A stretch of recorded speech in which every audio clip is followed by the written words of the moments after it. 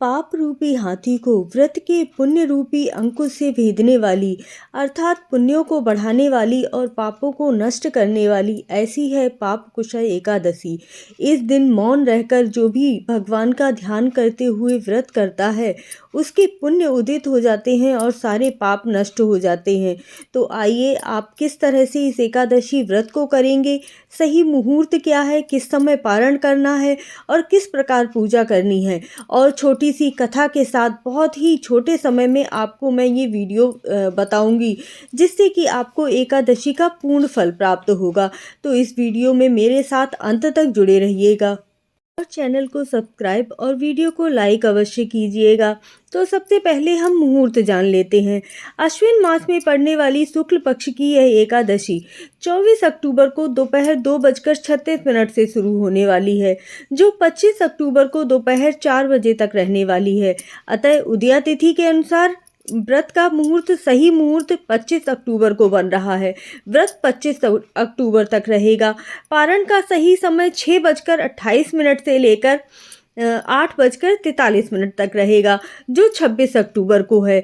तो चलिए जानते हैं कि आपको किस प्रकार इस व्रत को पूर्ण करना है जिससे कि आपको पूरा फल प्राप्त हो।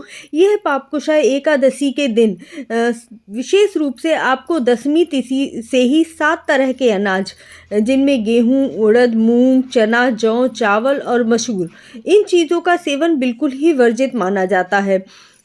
इस तरह से दशमी तिथि से ही इन अन्न का त्याग करते हुए सुबह स्नान आदि करके पवित्र मन से और ज़्यादा समय तक मौन रहकर आपको इस व्रत की शुरुआत करनी है और संकल्प लेना है कि विष्णु भगवान आज मैं आपका यह व्रत कर रही हूँ।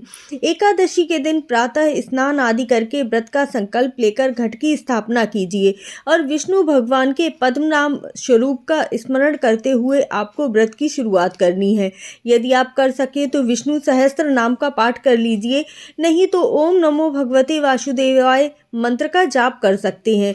ज़्यादा समय तक मौन रहिएगा, क्योंकि जब हम कुछ बोलते हैं या फिर कुछ किसी की बुराई करते हैं तो उससे हमारे पाप बढ़ जाते हैं और पुण्य कम हो जाते हैं, और ये हमारे पापों को घटाने वाली एकादशी है। तो इस बात का ध्यान रखते हुए आपको इस व्रत को पूर्ण करना है।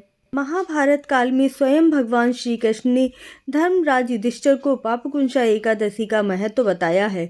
भगवान श्री कृष्ण ने कहा कि यह एकादशी सभी पापों को नष्ट करने वाली है, अर्थात पाप कर्मों से रक्षा करती है।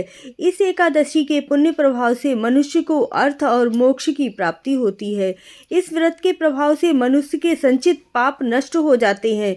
इस दिन श्रद्धा और भक्ति भाव से पूजा करके ब्राह्मणों को दान दक्षिणा देकर यदि कोई फलाहार रहकर इस व्रत को करता है तो वह मोक्ष को प्राप्त करता है और इस पृथ्वी लोक में भी वैकुंठ का सुख प्राप्त करता है। इस एकादशी व्रत की कथा इस प्रकार है। प्राचीन काल में विंध्य पर्वत पर क्रोधन नाम का एक महाक्रूर बहेलिया रहता था। उसने अपनी सारी जिंदगी हिंसा, लूटपाट, मद्यपान और झूठे भाषणों में ही व्यतीत की थी। जब उसके जीवन का अंतिम समय आया तब यमदूत ने दूतों को क्रोधन को लाने के लिए आज्ञा दी। यमदूतों ने उसे बता दिया कि कल तेरा अंतिम दिन है।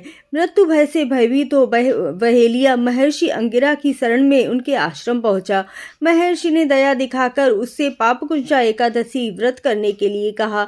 इस प्रकार एकादशी का व्रत आदि पूजन करके वह क्रूर बहेलिया को भगवान की कृपा प्राप्त हुई और उसे मोक्ष की प्राप्ति हुई।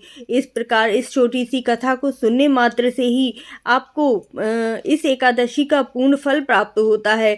इस दिन ज़्यादा समय तक मौन रहकर और एकादशी व्रत का संकल्प लेते हुए सही समय पर पारण करके और ओम नमो भगवते वासुदेवाय नमः मंत्र का जाप करते हुए जो कोई भी इस एकादशी को करता है वह पृथ्वी लोक पर सुख का भोगता है और अंत में वैकुंठ लोक में भी मोक्ष को प्राप्त होता है। आपको मेरी वीडियो अगर पसंद आई हो तो लाइक और कमेंट ज़रूर कीजिएगा और जो भी मंत्र आपको पसंद हो वो ज़रूर लिखिएगा।